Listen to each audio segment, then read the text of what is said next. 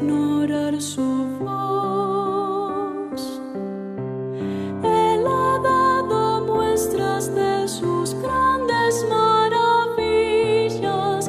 Puedes ver su poder. Él eclipsa el sol hasta apagar.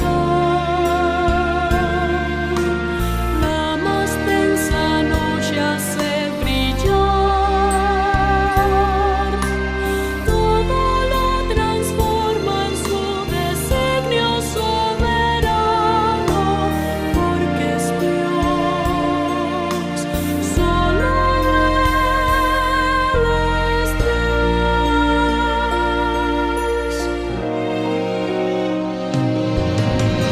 Creo en Dios, su voz levanta el viento y mar en tempestad, y por su mano alzada pronto acallarán.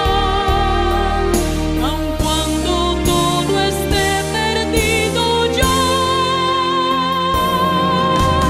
creo en Dios, porque Él es mi esperanza en medio del dolor. Confiado cantaré su grande salvación, porque vivo y creo en Dios.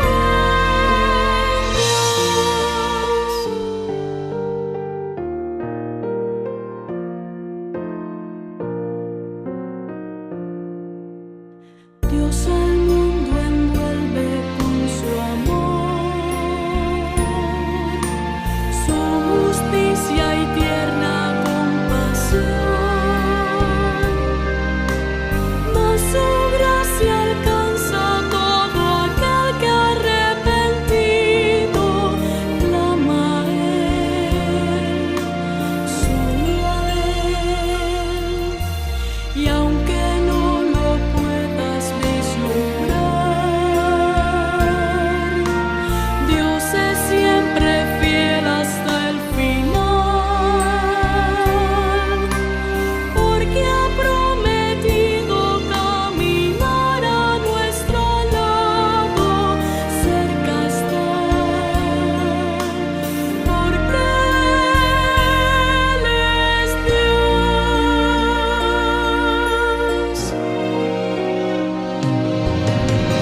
Creo en Dios, su voz levanta el viento y mar en tempestad, y por su mano alzada pronto acallarán. Aun cuando todo esté perdido, yo creo en Dios, porque Él es mi esperanza en medio del dolor. Confiado cantaré su grande salvación, porque vivo y creo en Dios. Creo en Dios, su voz levanta el viento y mar en tempestad, y por su mano alzada pronto acallarán. Aun cuando todo esté perdido, yo creo en Dios, porque Él es mi esperanza en medio del dolor. Confiado cantaré su grande salvación, porque vivo y creo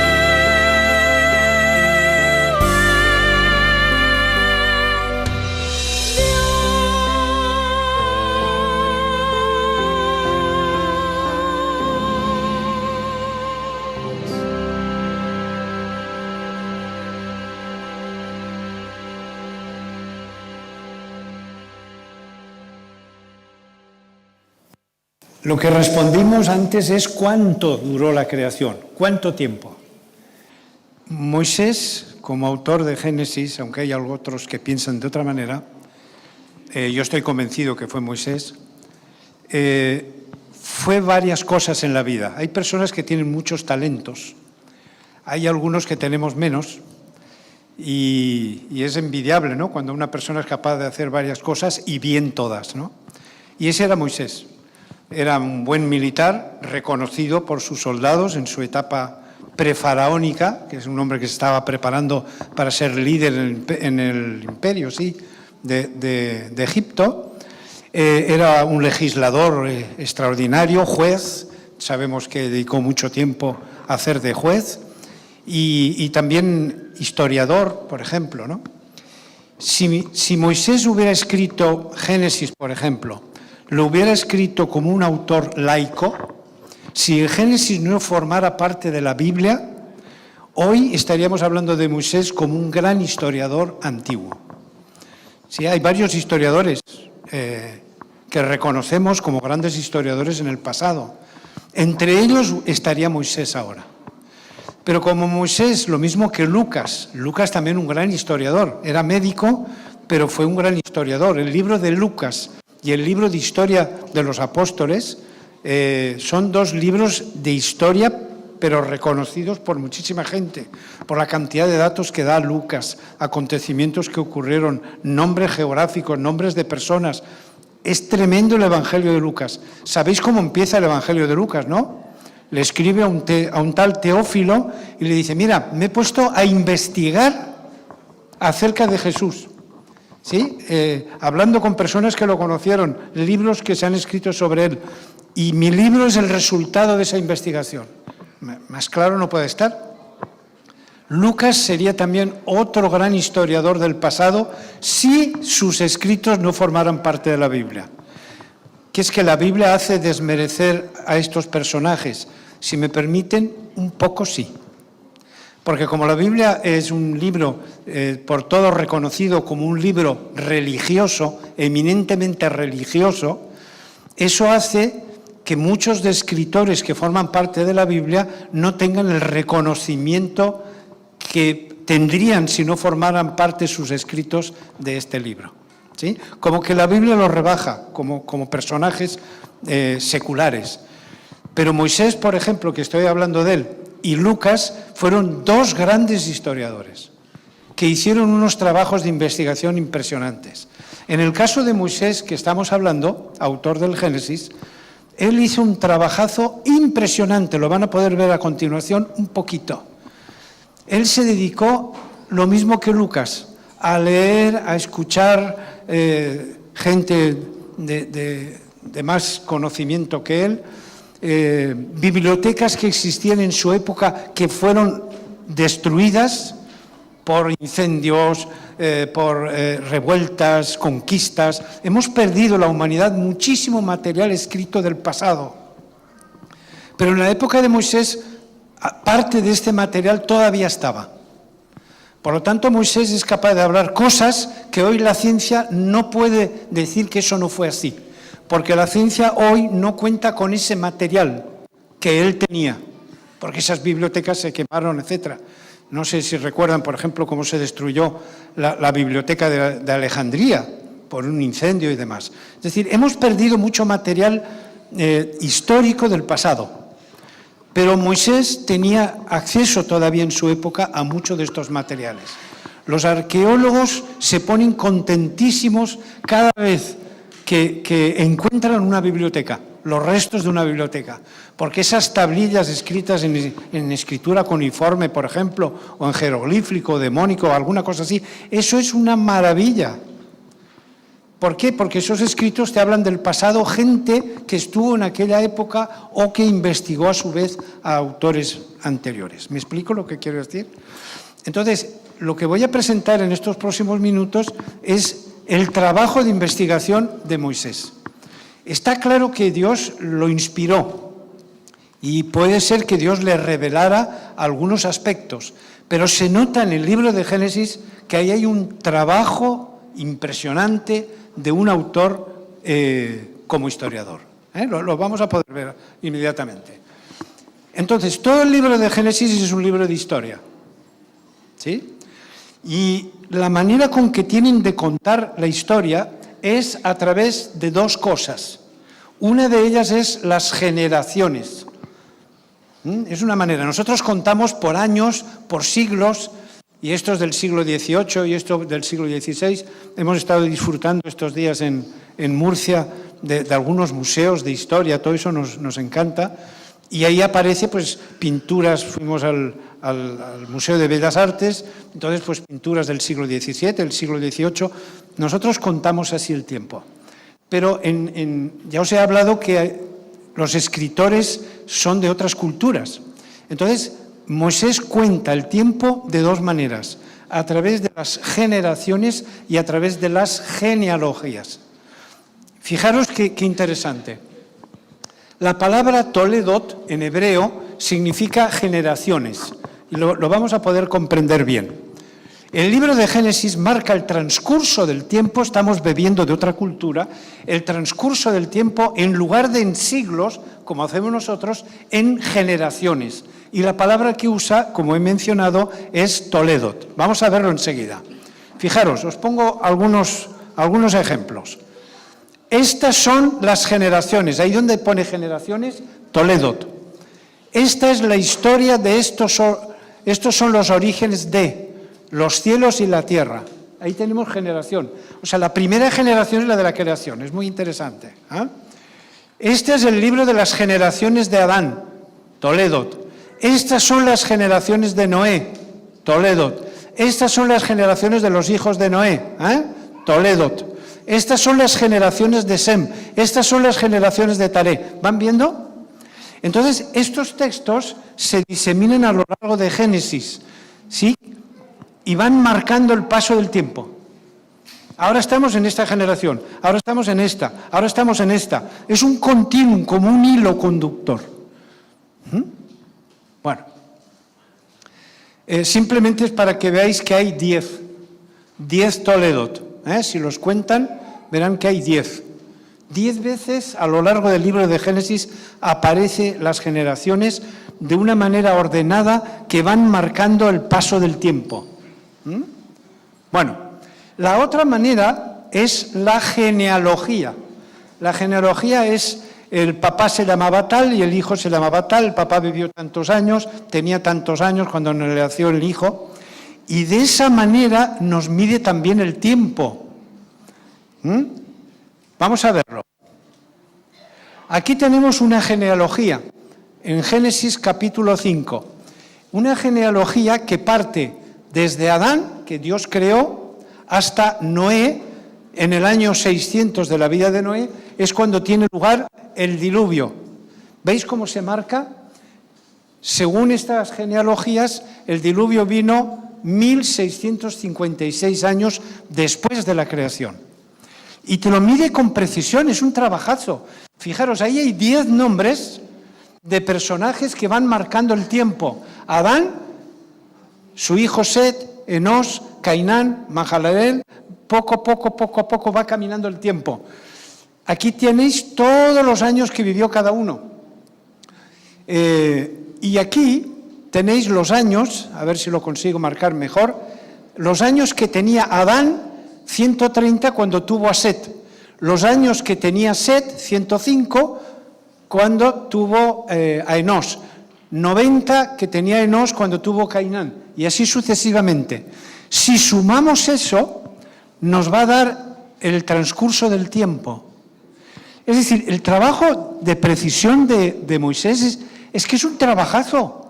Vuelvo a repetir, si eso no estuviera formando parte de la Biblia, hoy se hablaría de un escritor antiguo, fantástico, Moisés, que hizo un trabajo de recopilación. Sí, pero como forma parte de la Biblia es un libro religioso, como que bueno, tiene menos importancia. Bueno, pues aquí nos llega, fijaros, ininterrumpidamente, Adán, Set, Enós, Cainán, así hasta Noé. Esto es la genealogía de Génesis 5. Mirad qué interesante. No se acaba ahí. En el capítulo 11 reengancha el texto del Génesis en el personaje que se lo dejó. ¿Dónde se lo dejó en Génesis 5? En Noé. Pues ahora, a partir de Noé, en el sentido de los hijos de Noé. ¿Sí? Fijaros qué interesante. Sem, Arfaxad, Salah, aquí tenéis los años que vivió cada uno y los años que tenía cuando tuvieron a tal o cual hijo. Las genealogías, si se dan cuenta, son impresionantes. Volvemos a la de atrás, a ver si lo consigo poner la de atrás, pero no tan atrás, ¿no? Aquí tenemos, fijaros los años que vivían los antediluvianos, un promedio de 900, 930, 912, aquí hay uno con 895, en este caso 365, sabéis que Enoc no murió, dice el texto claramente la Biblia nos indica que Dios se lo llevó, Enoc, pero vivió 365 años. Bueno, 969, el que más años ha tenido que haya quedado registrado, evidentemente, o sea, el promedio es de unos 900 años. Por eso aquí hay 10 nombres y 1656 años. En la siguiente genealogía que os he puesto, fijaros que los años que vivieron son otros. Noé vivió unos 950 años, Noé. Ya su hijo, Sem, su hijo, la siguiente generación, ya te vivió 600 años. Pero es que ya los nietos ya bajaron a 400 y algo, 438, 433, 464. Y ya otro bajón, 239, 239, 230. Otro bajón, 148, hay una subidita de 205 y ya no hemos vuelto a tocar el 2 más. Ya 100 y algo. Hoy día la máxima edad son 120 años. Siempre redondeando cifras, siempre redondeando cifras. Esta tarde vamos a conversar. Si aguantas la preguntita, con 1000... Sí. Es porque no sabe lo que significa lo que viene entre paréntesis. Es que Sem viene de antes del diluvio. Y entonces, a los 2 años después del diluvio, tuvo Arfaxad, pero en realidad él tenía más años que 2. O sea, cada numerito de aquí son los años que tenía el personaje en cuestión cuando tuvo a su hijo. Pero en este caso, Sem, como venía de antes del diluvio, no tenía 2 añitos. A los 2 añitos no podía tener un hijo. Correcta la pregunta, correcta. Bueno, se ve que trabajazo para los nombres, los años, ponerlos en orden. En Génesis 5 te da una genealogía y luego más adelante te sigue la historia. Bueno, esto yo no sé, pero me parece un trabajo impresionante. Bueno, mirad lo que vamos a hacer ahora. Ahora unimos la genealogía de Génesis 5 y la del 11. Y entonces ya nos lleva a hasta, bueno, la genealogía anterior llega a Abraham, que no, esto cuando le doy va muy deprisa. Fijaros, la genealogía de Génesis 11 nos deja con Abraham, ¿sí? Y en el capítulo 12 de Génesis sigue con Abraham. Y luego Jacob, Isaac, ¿sí? Los hijos Abraham, Isaac, Jacob con sus 12 hijos y de ahí arranca ya las 12 tribus de Israel. Bueno, entonces fijaros aquí ahora, si contamos desde Adán, ¿cuánto tiempo ha pasado hasta el nacimiento de Abraham? 1900 años, 1950 años, aproximadamente, estamos redondeando. ¿Se ve? O sea, desde Adán a Abraham ya tenemos 1950 años. Ahora vamos a hacer otra cosa. Mirad lo que vamos a hacer. Vamos a ir desde Adán hasta la muerte de José, el hijo de Jacob. Y así tenemos todo el tiempo que ha pasado en el libro de Génesis. Bueno, pues el libro de Génesis, fijaros qué interesante. Añadiendo todos los datos que nos aporta el libro de Génesis, genealogía de Génesis 5 y 11, más aparte todo lo que nos cuenta, que Génesis no termina con Abraham. Entonces, desde Adán hasta la muerte de José, 2309 años. Es decir, Génesis tiene un recorrido histórico de 2309 años. Cuando uno empieza a leer Génesis y termina en el capítulo 50 de Génesis, ha estado pasando ahí 2309 años. Es un larguísimo recorrido histórico. Y a base de generaciones y a base de genealogías, pues ahí tenéis. Yo no presento estas cifras como exactas, ¿de acuerdo? Sino aproximadas. No tenemos tiempo para decir por qué aproximadas. Yo diría que el libro de Génesis más o menos unos 2.300 años de recorrido histórico. ¡Wow! Eso está en el libro de Génesis. Los 11 primeros capítulos es la historia de ustedes y la mía. A partir del 12 empieza la historia de los israelitas, ¿no? Abraham como padre de Israel. Pero se ve el trabajazo de Moisés. Mirad lo que han hecho los judíos. Según el calendario hebreo, en el atardecer del 25 de septiembre del año 2022 se dio inicio el Año Nuevo Judío, que se corresponde a 5.783. Israel no está en el año 2023, sino que ellos están en el 5.783. ¿Por qué? Porque ellos han seguido contando, no se han quedado con la muerte de José, del Génesis, han seguido a Éxodo y han seguido otros libros históricos como Josué, como Jueces, y han seguido contando por los reyes de Israel y han seguido contando en tiempos más modernos, y ellos llegan a la conclusión, un estudio impresionante que se ha hecho, y ellos llegan a la conclusión de que estamos en el 5.783. Yo no digo que estemos exactamente ahí, ¿de acuerdo? Porque hay errores, pueden haber errores, pero sí aproximadamente por ahí vamos.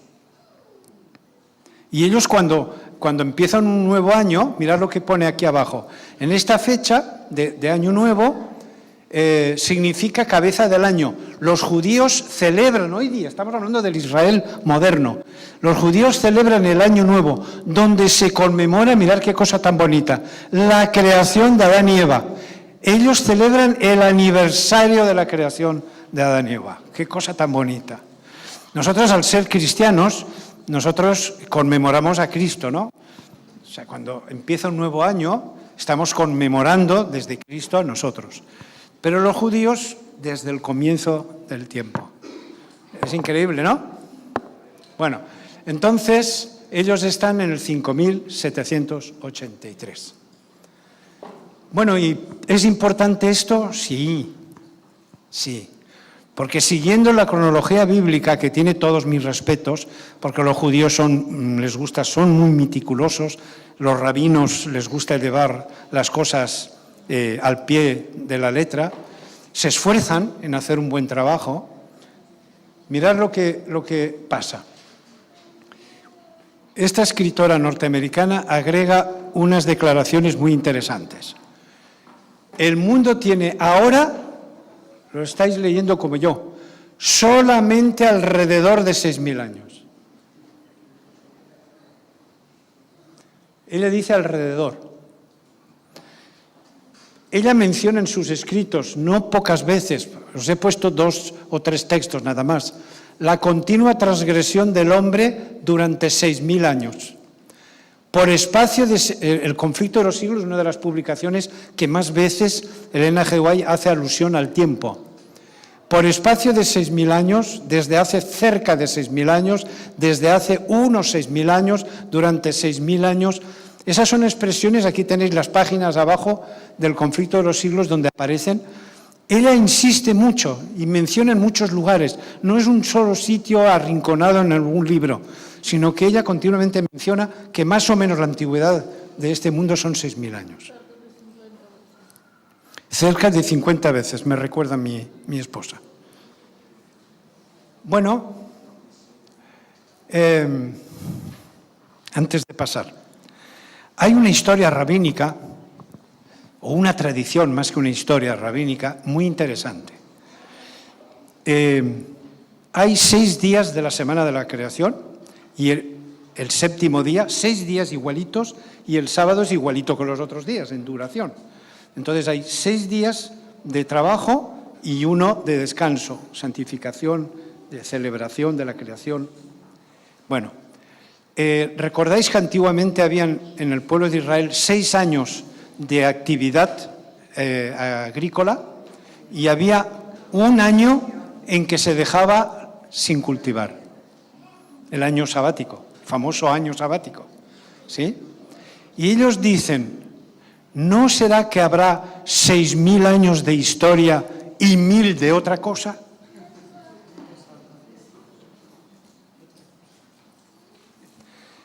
Esto es una hipótesis y puede ser que no sea así, pero a mí me cautiva, la he reflexionado muchas veces, a mí me da la impresión de que ese milenio del que se habla en la Biblia va a ser el 7º milenio. A mí me da la impresión que esto se va a acabar a los 6.000 años. Elena G. de White dice, a veces dice años nada más, pero a veces dice cerca, alrededor, unos 6.000. Yo creo que, yo no sé si estamos en el 5.783 o estamos ya en el 5.800. Yo creo que algún error puede haber porque, bueno, exactamente el año es muy difícil, pero alrededor de 6.000. Vamos a dejarlo ahí. ¿No será que cuando llegue el año 6.000, cuando se cumplan los 6.000 años, se acaba esto? La Escritura dice muy claro, por la palabra de Jesús, más autoridad no puede ser. Él dice que nadie sabe el día ni la hora, sino solo mi Padre que está en los cielos. Así que no vamos a perder ni un segundo buscando día y hora la segunda venida. Será cuando Dios decida que sea. Pero me cautiva la idea de los 6.000 años. Me cautiva. Porque si no, ¿por qué 1.000 años? ¿Por qué un milenio? A Dios le gustan mucho los números. Muchos los números. No os podéis imaginar, la naturaleza está llena de matemáticas. Pero llena de matemáticas. Conforme vamos estudiando más el asunto, estamos encontrándonos las matemáticas en todos los lados. Y los números a Dios le gustan. Sabéis que en la Biblia aparecen ciertos números. Entonces me cautiva la idea, es una teoría, ¿de acuerdo? Me cautiva la idea de 6.000 años de historia y el milenio que está prometido. Bueno, terminamos con este apartado, con este asunto. Los científicos hablan de millones de años y la Biblia apunta a unos 6.000. Entonces, ¿cómo casamos esto? El asunto es el siguiente, como yo lo percibo, que también puedo estar equivocado, por supuesto que sí. Somos humanos y estamos tratando de comprender, interpretar y en ese proceso pues cometemos errores. Así que cualquier cosa que yo diga puede estar sujeta a error, por supuesto.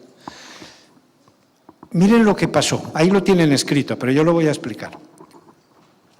Cuando Dios creó la naturaleza, en la semana de la creación, era una naturaleza madura. No os olvidéis de esto, madura.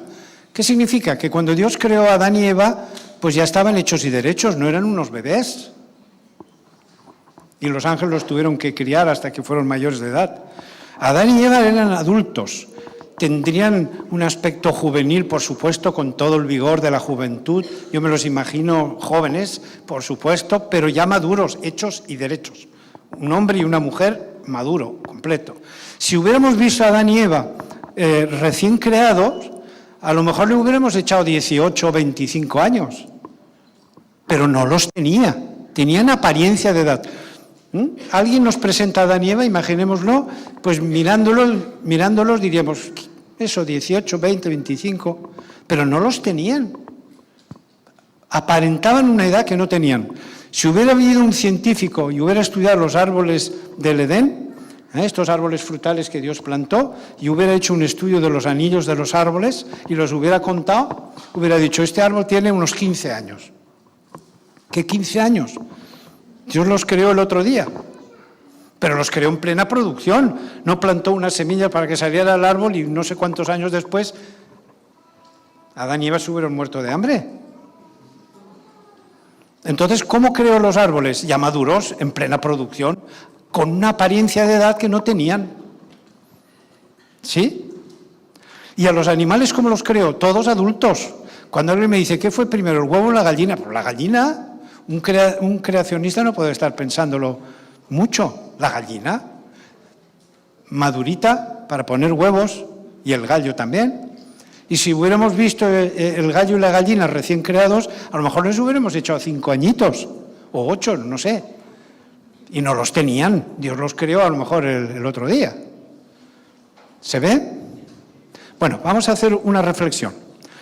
¿Cuánto ha quedado de lo que Dios creó directamente de su mano?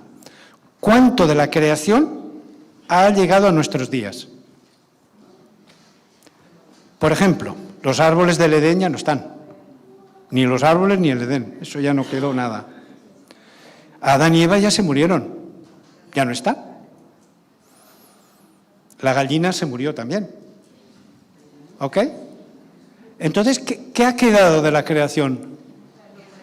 La tierra. Bueno, por supuesto, con el agua, la atmósfera. Bueno, la tierra, el planeta en el que vivimos es el planeta que Dios creó.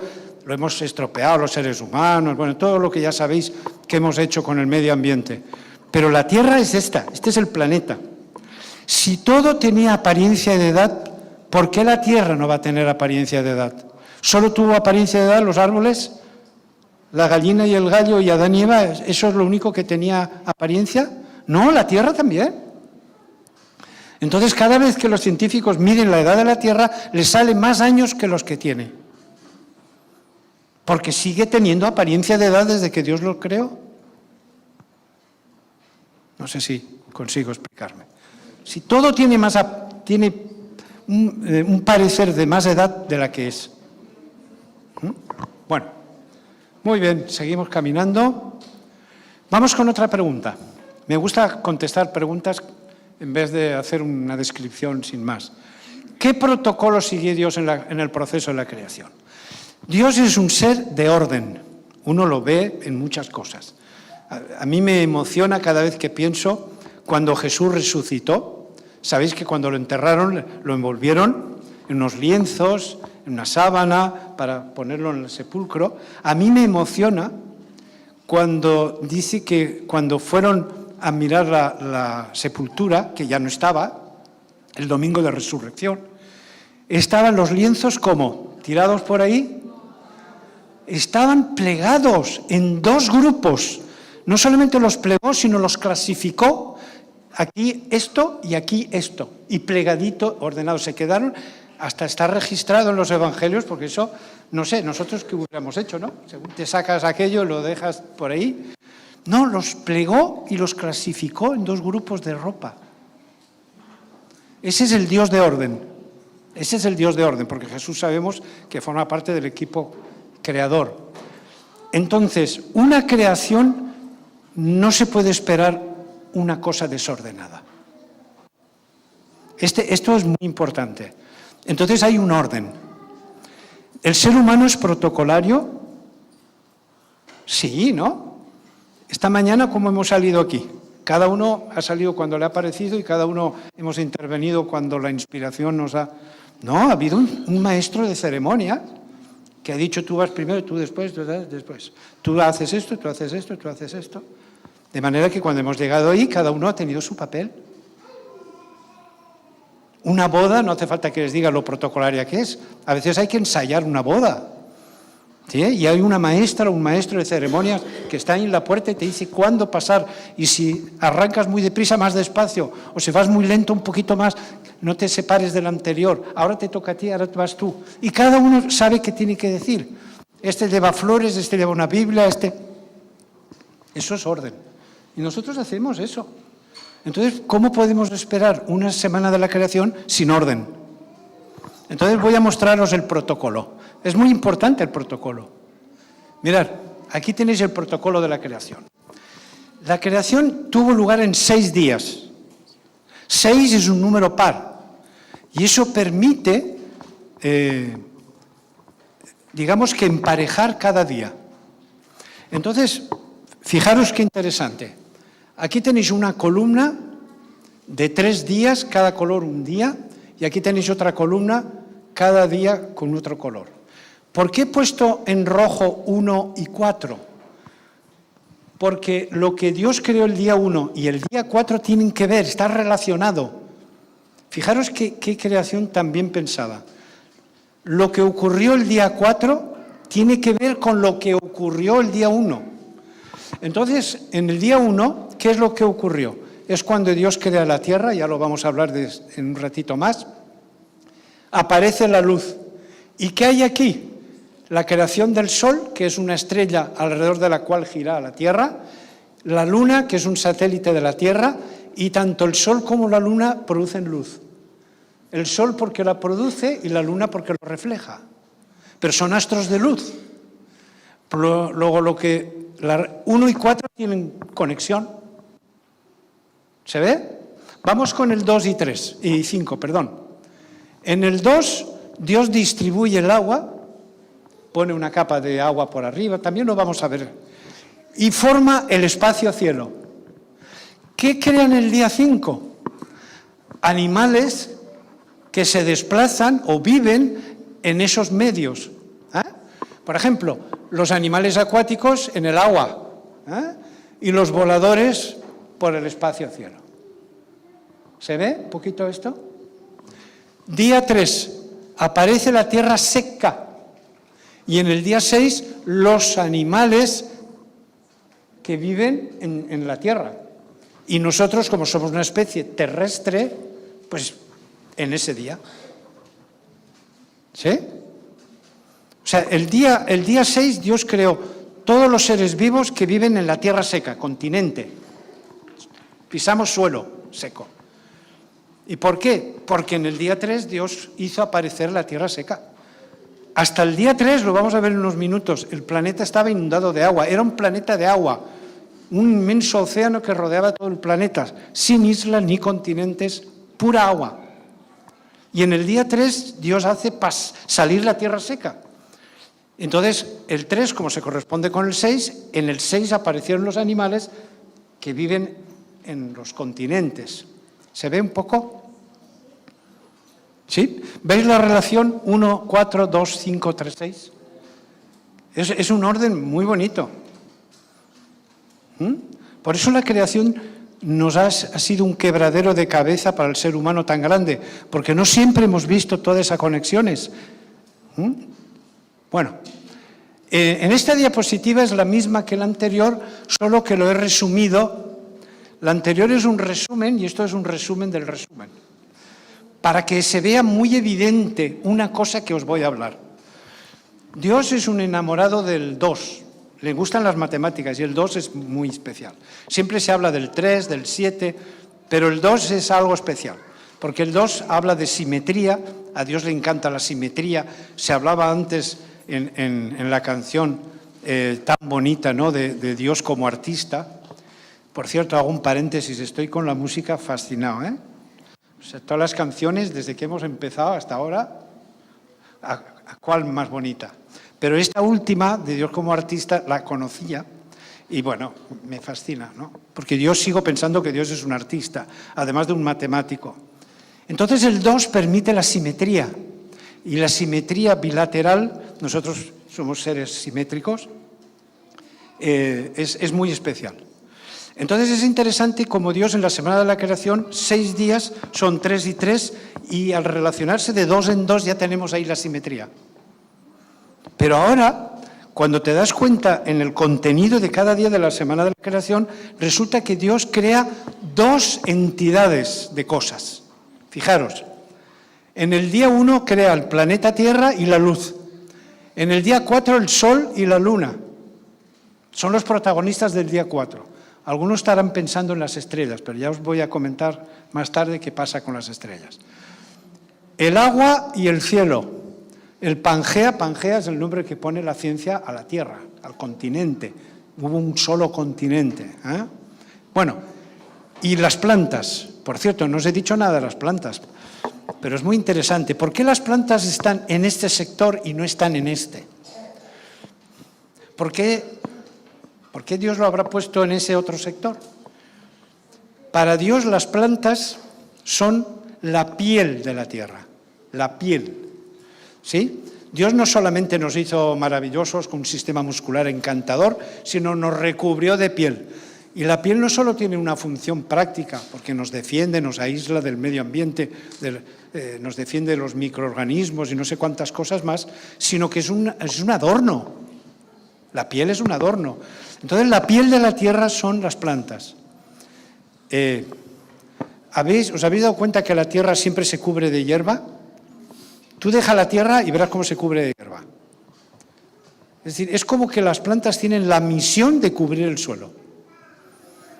Y nosotros nos empeñamos, delante de donde vivimos hay unos jardines preciosos y los jardineros se empeñan en sacar la maleza. Pero si la maleza es una belleza. ¿Habéis visto las flores que no están no las venden en ninguna jardinería? Hay flores preciosas. ¿Se ve? Es decir, el texto de la Biblia es muy interesante, porque cuando crea Dios las plantas, dice que se cubra la tierra de verde. Verde la tierra con verdor. Vamos a hablar un poquito de eso. Es decir, la misión de las plantas, entre otras cosas, es que deje el ambiente verde. Muy, muy interesante. Bueno, por eso están las plantas ahí, porque forma parte del continente, para que recubra la tierra. Y luego aquí tenemos animales terrestres y humanos, que también son dos. ¿Os dais cuenta que hay dos cada vez? Leerlo en casa tranquilo, os pilláis los días de la Semana de la Creación y veréis que habla siempre de dos. Bueno, vamos a hacer lo siguiente ahora. El día 1, tierra y luz, tiene que ver con el 4, sol y luna, ya lo hemos dicho, ¿no? El agua y cielo del 2 está conectado con el 5, animales acuáticos y voladores. El día 3, Pangea y plantas, está conectado con el 6, animales terrestres y humanos que somos terrestres. ¿Sí? Entonces, aquí tenéis una simetría muy bonita. ¿Veis? Entonces, el sábado estropea la simetría. Porque si yo pongo el sábado, no tengo un paralelo con el sábado. Yo no puedo decir el sábado y el día 1 lo relaciono con el otro, pero el sábado ¿con quién? Está solo. Entonces os he hablado de la simetría que a Dios le encanta y con el sábado la estropeó esa simetría. Pero mirar el sentido. El sábado es el eje que une toda la creación. ¿Lo veis? Lo que le da sentido. Cronológicamente el sábado aparece al final de la semana, claro, porque cronológicamente no vas a meter el sábado después del tercer día de la creación y luego sigues el cuarto, quinto y sexto. Entonces, cronológicamente, el sábado apareció al final. Pero el sentido, el significado del sábado es lo que le da trascendencia a la semana. ¿Se ve? ¿Y eso qué es? Pues eso es la menorá, el candelabro de 7 brazos. Entonces, cuando veáis la menorá, el eje central es el sábado, lo que le da sentido a todo. Finalmente, el sábado apunta al Creador. Alguien ha puesto ahí que es la firma del Creador. Y los brazos es la semana de la creación. Entonces aquí tenéis el día 1, que se relaciona con el 4. Aquí tenéis el día 2, que se relaciona con el 5. Y aquí tenéis el día 3, que se relaciona con el 6. Así que cuando veáis un candelabro, debía haber en la iglesia un candelabro de 7 brazos, como creacionistas, ¿no? Porque ese candelabro apunta a la creación.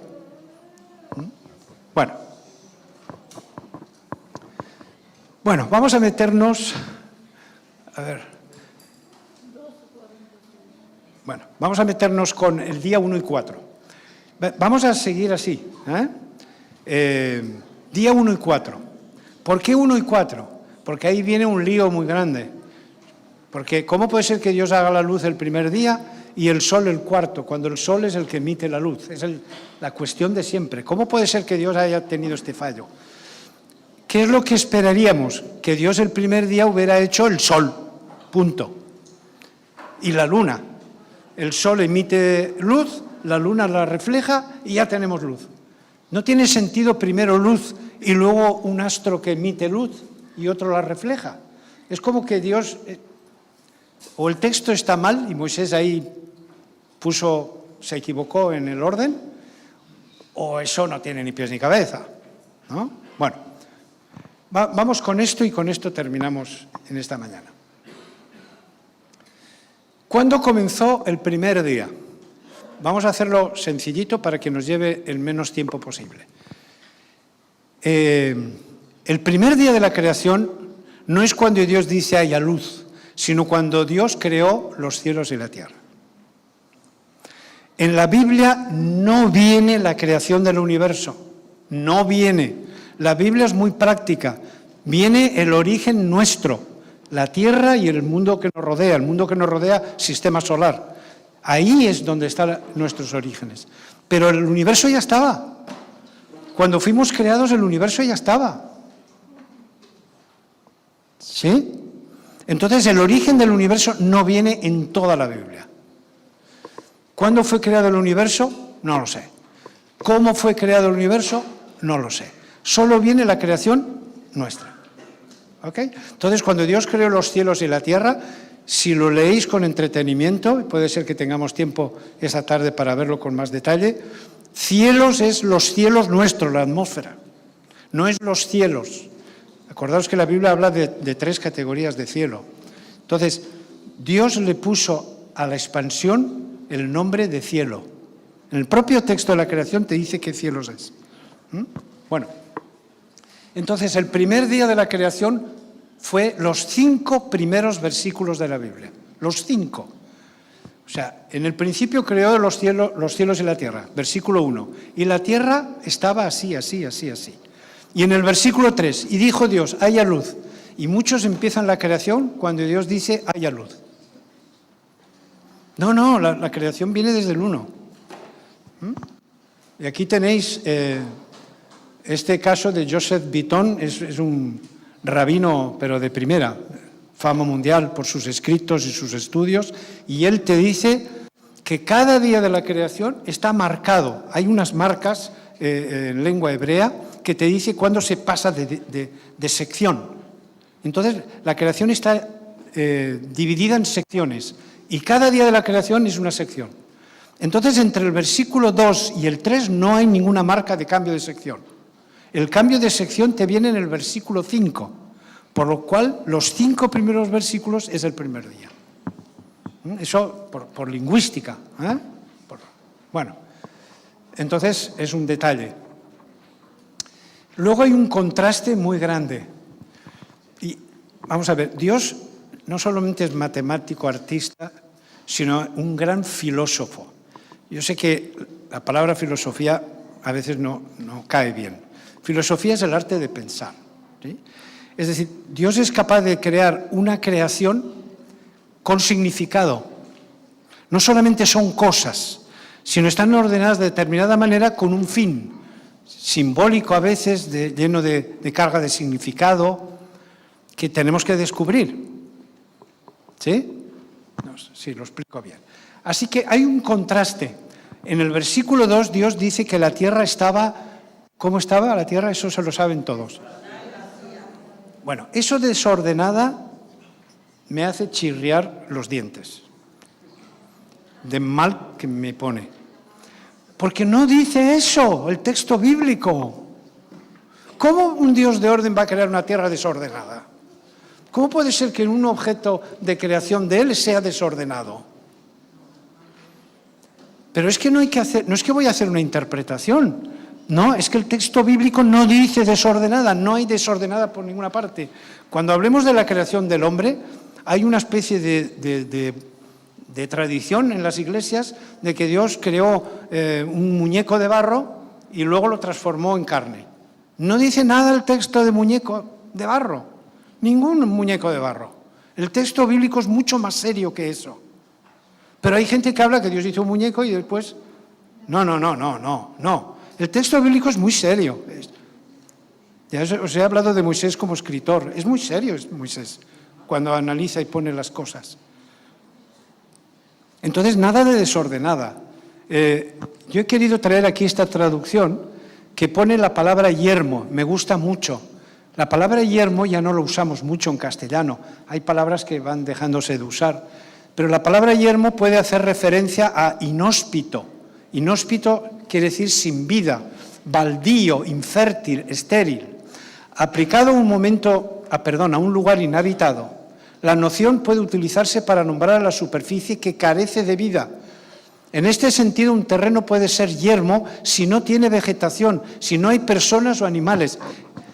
Cuando Dios dice que la tierra estaba yerma y vacía, significa que no tenía vida, estaba sin vida. Y en esas condiciones no podía tener vida. O sea, ni tenía vida ni la podía tener. ¿Y por qué pone eso? Porque luego viene el contraste de la vida. Y vamos a meternos en el misterio de la vida. ¿Qué es la vida? ¿Me explico? A lo largo de la creación, Dios va acondicionando el planeta para que pueda contener vida. Y cuando ya lo tiene listo, crea la vida.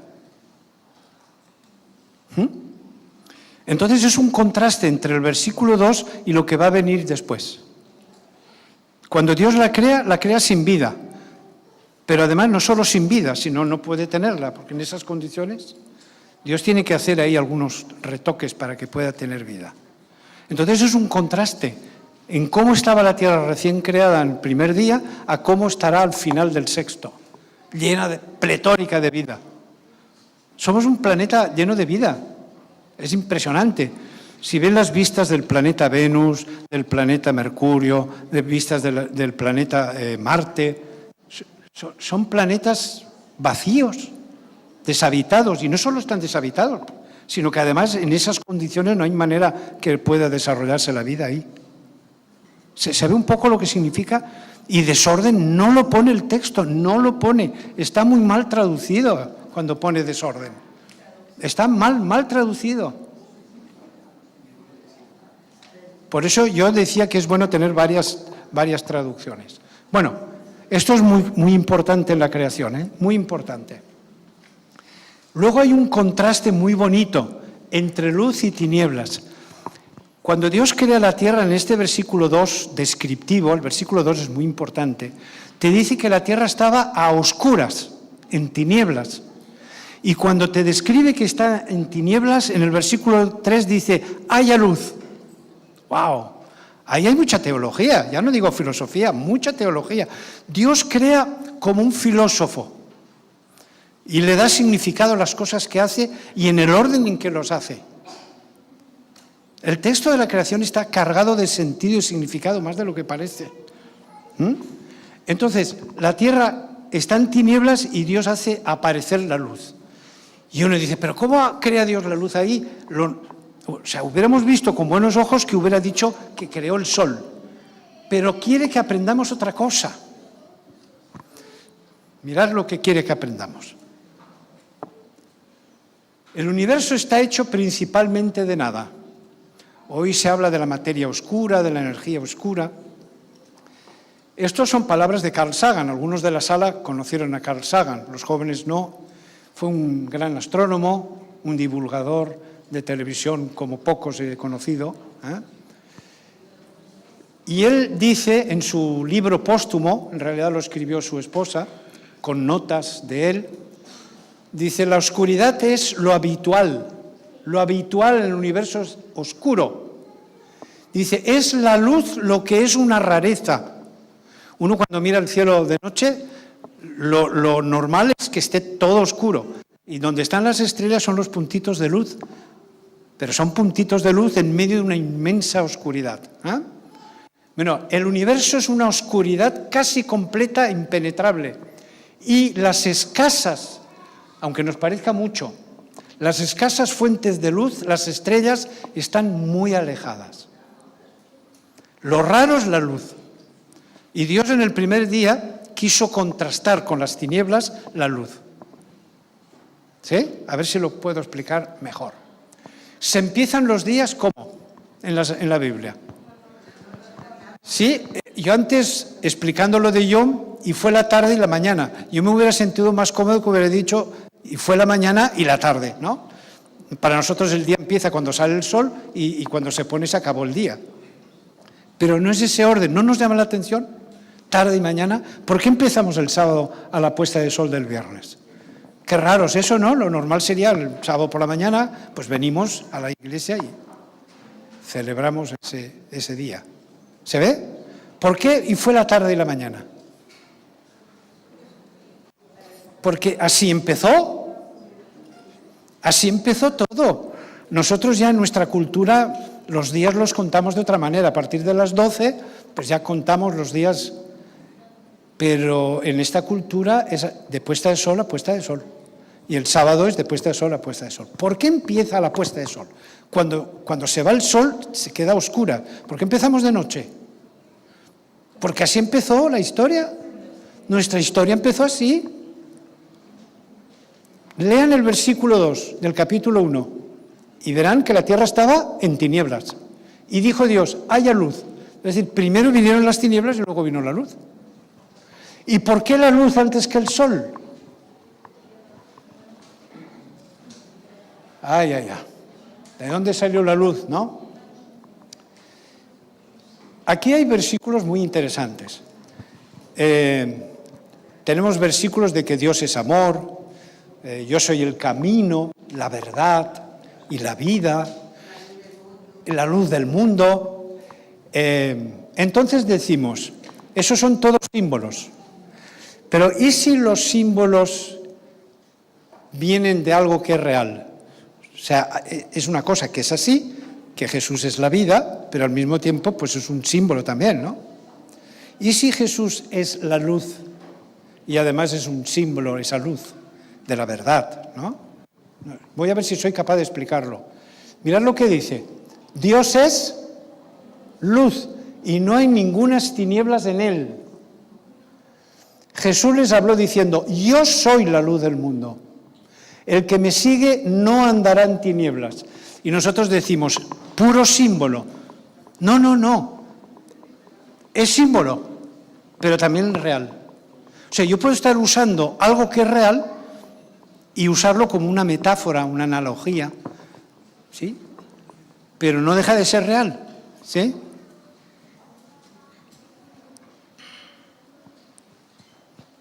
Es decir, Dios es luz, real y simbólico, las dos cosas.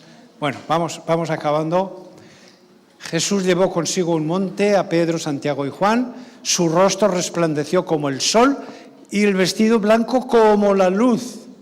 Ahí se menciona sol y luz. Vi a uno semejante al Hijo del Hombre, dice sus ojos como llama de fuego, su rostro, mirad, era como el sol cuando resplandece en su fuerza. Es decir, ese sol de mediodía que no se puede ni ver porque te quemas la vista, ese sol era el aspecto que tenía el rostro de Jesús. Dios es un ser que emite luz por su energía. No vamos a meternos ahora en eso. Son seres luminosos. El Padre, el Hijo, son seres luminosos. Bueno, el sol nunca más te servirá de luz para el día. Estamos hablando del futuro. En Isaías dice que Jehová te será por luz. En la Nueva Jerusalén, la gloria de Dios la ilumina y el Cordero es su lumbrera, luz y lumbrera. Fijaros, allí no habrá más noche, no necesitarán luz de lámpara ni luz del sol, porque el Señor Dios los alumbrará. Y muchos me preguntan, ¿y la luz del primer día? Pues de Dios.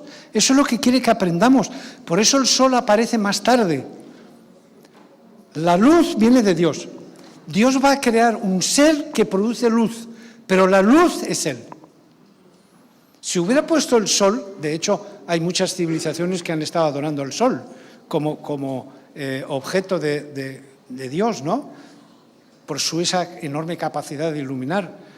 Pero Dios lo que te está diciendo es, la luz no viene del sol, esa luz viene de mí. Si el sol emite luz es porque yo he creado un ser que es capaz de producir luz. No sé si estoy siendo capaz de explicarme. ¿Sí? Es que tenemos que ser capaces de entender todo esto, ¿sí? Para entender la creación. Bueno, Génesis 1 dice un montón de cosas y miren esto, y con esto ya cierro. ¿Quién separa la luz de las tinieblas en el día 1? Mirad. Separó Dios la luz de las tinieblas. ¿Quién? ¿Quién? Dios es quien separa la luz de las tinieblas del primer día. Mirad qué pasa en el 4. Haya lumbreras en la expansión del cielo para... Es decir, yo he sido quien ha separado la luz de las tinieblas en el día 1, pero he creado un astro que tiene un atributo mío, es decir, al igual que yo produce luz, y ese astro es el que va a separar el día de la noche.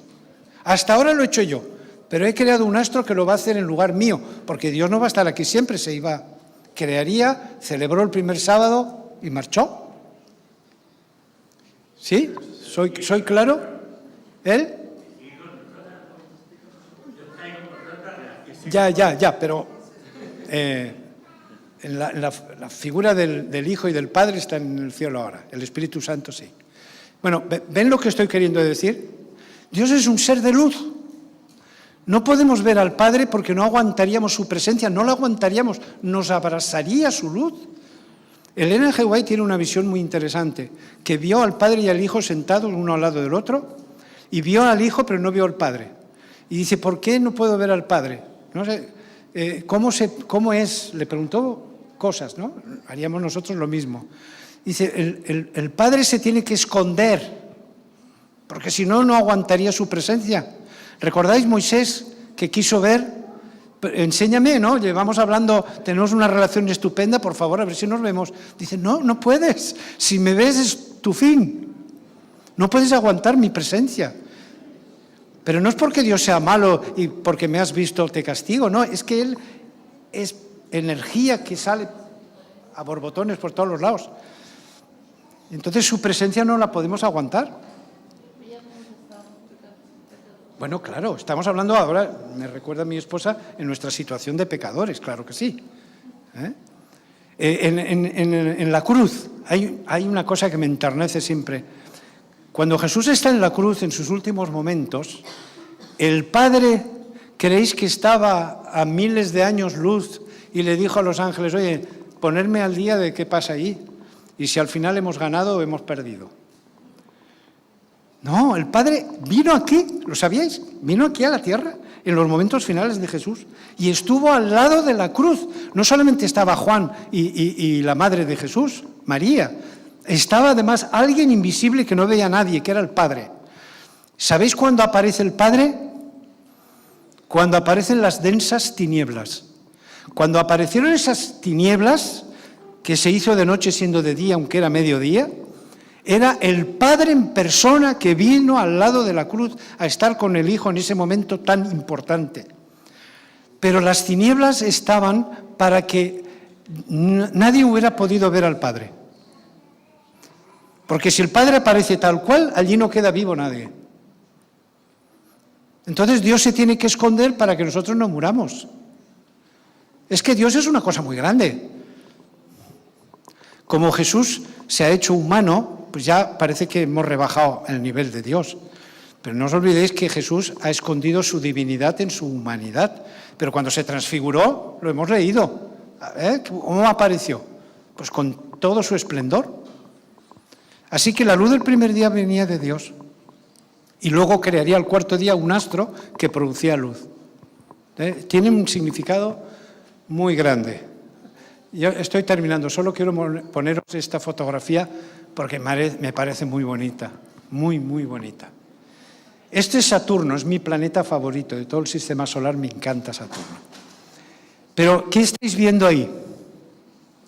Mirad, esto es luz, ¿no? Está iluminado, el sol viene de aquí, ilumina. Y esta parte está a oscuras, en tiniebla, porque el propio planeta se hace sombra. Pero mirad esta línea. Mirad esta línea. Separó la luz de las tinieblas. Me encanta esta fotografía. Se ve la separación de la luz con las tinieblas. Bueno, termino con esta. Todos los 6 días hubo luz. En los 6 días hubo luz. Que algunos me dicen, ¿cómo puede ser que Dios creara en el 5.º día las plantas si hasta el 6.º no apareció el sol? Bueno, por un día no pasa nada, las plantas no se mueren por un día sin luz, ¿vale? No es ningún drama. Pero es que tenían luz. Ahí lo tenéis. Los 3 primeros la luz procedía de Dios y los 3 siguientes del sol. Bueno, lo dejamos aquí, el tiempo vuela.